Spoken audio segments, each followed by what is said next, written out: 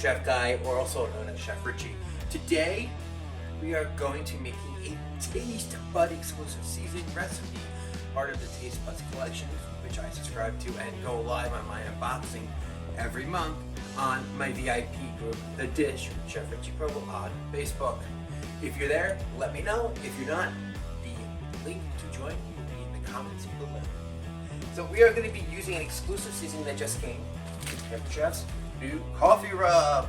Guys, I cannot wait to try this. We're going to be using this. It comes with a standard recipe, which is going to be cowboy chili. I'm going to use one of the other ones because I'm not really big into chili right now. So I'm going to make the coffee rubbed pot roast. You ready to get into it? Let's get cooking, everyone. Alright guys, so I'm going to be using a chuck roast here, and I took the ribbon out because I want to go for some shreddy beef. Plus, it's open, so I want to get some more seasoning in there. I am using the Pepper Chef Taste Buds coffee rub, and I want to get that seasoning everywhere in this beef. So here we go. I opened up the seasoning, and I'm going to pour it into a prep bowl because, you know, in case with Pepper Chef seasonings, if you don't use it all, especially in Taste Buds, you're going to have some left over. So let's put it in a bowl so I don't get my hands dirty. So we're going to sprinkle it around our beef, and I want to get inside every nook and cranny of this beef. You know why? It's flavor. So here we go, everywhere, making sure it's everywhere, top, bottom, everywhere and anywhere. As you can see, I'm using the spoon method to get in there and sprinkle it around. And I'm going to have some extra seasoning, which I'm actually going to use for adding it to our mixture when it's on the pot and going and boiling. So there, making sure we're good to go. We're going to use the Brilliance Everyday, the weeknight skillet. I can't keep up with the Pepper Chef names here. We're going to do it on a medium-high heat. I'm going to use grapeseed oil. I personally like grapeseed oil. It's a neutral oil. We want to make sure we put the oil in. Once you see it glistening and moving around, you know you're ready to go. So let's go take this beautiful chuck roast. We're going to start to sear it on all sides. So we're going to kind of push it in there, let it get set up, and do its thing. And like I said, we want to hit all sides of this beautiful chuck roast. Guys, I'm pampered. I'm not perfect. We're going to get mostly probably about 3/4 of this beast seared. As you can see, we want to get some color on it. I'm using the Pepper Chef spatula tongs for this bad boy. I wanted to see if I can, do the job with them. And they were able to help me flip this beast around. This was about like a 3.5 pound chuck roast that I got from Uncle G's. And you see, like, most of the oil's evaporated, so we're good to go. Now, up to the veggie prep. We're going to do your standard mirepoix, your carrots, your onions, and your celery. And we're actually going to use a rapid prep mandolin, which you guys are going to see in a second. But here, I'm just taking the carrots, the onions, peeling them, cutting the edges of the carrots off. Yes, I like to throw my carrot in the air and flip it as I'm cutting the edges off. I got 4 carrots, we got 3 onions, and I think about 8 celery stalks for this bad boy beast. We're using a serrated peeler to peel the carrots. Now, if I were doing this at work, I'd be saving all these scraps to make a vegetable stock. I know a lot of people still do that nowadays, but if you have freezer space, totally do it. Take all your scraps and save it. You can make a nice veggie stock with all that, and it's not really waste. I like doing it on the cutting board method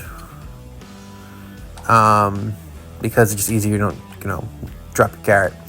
All right, here's the bad boy. Here's the rapid prep mandolin, and I always want to check the sizing on this. I want this to be a nice thick slice. So we're going max setting. We're gonna go number 8 on this one. Number 8. We're gonna go on a full slice. You can do a julienne on this thing. You can do like a French fry on this thing. This is amazing to do, and the best part, it's completely dishwasher safe. Now, are you ready for some magic to happen? All you gotta do is push it louder, and look at that. Beautiful, nicely, consistently cut carrots. Yes, one of them flew on the floor. Yes, I got yelled at for it. It is what it is. The celery is gonna be great for celery too. Let's get that celery in there, and then, when we get towards the end, we're gonna use the little hopper in there to make sure we get it all in there. And then the first time ever in my rapid prep mandolin, I did the onions too, and I got a consistent slice on the onions. I wanted chunky veggies in this bad boy. I wanted to be able to eat some onions and carrots. Oh, God, I love onions and carrots. Celery gets to mush. You really never hardly see celery. Fun fact, Nicole hates celery, and she always grins when I put celery in anything. So here we go. We got our brown, about 75% background browned chuck roast. Put it on the cutting board. You see all that? That's the oil, and that's just the rub that we have on there. And we're just going to put our carrots in, and we really want to soften up our carrots. Ready? We're going to do a little flip magic. Do you see that flip magic? Chef life. All right, here we go. We're going to add some tomato paste to this. So once the carrots are, once the mirror product, the veggies are about 3/4 of the way cooked, smooth edge can opener. We're going to use that for our tomato paste, and I like the fact that it has a little tooth on there, and boom, you get that can opener in no time. And here you go. We push all the veggies to the side. Then what I want to do is I want to take some tomato paste, I want to put it in that spot that we just created, because, you know, I want to mix everything together with the tomato paste. And yes, I'm using the can to help me push the rest of the tomato paste off. I should have used a spatula for that one. Then a box of beef broth. I'm pouring it over the tomato paste. So what I'm trying to achieve here is I want to start to mix in our tomato paste. There's the leftover seasoning that I told you guys I was going to use. Again, that coffee rub, it's great. Here's my Panther Chef spatula that I should have used before, but a smaller version. I just want to slowly mix in that tomato paste to break it down. I'm looking to just mix everything together to incorporate that tomato paste so I don't have a tomato paste blob. And then we're just going to take this beef. We're going to throw it into our weekend skillet. Okay, yes, I used my hands on this one. We're going to tuck this all in nicely. It comes with a lid, and it has, you can purchase these beautiful silicone helpers to help you get this into the oven.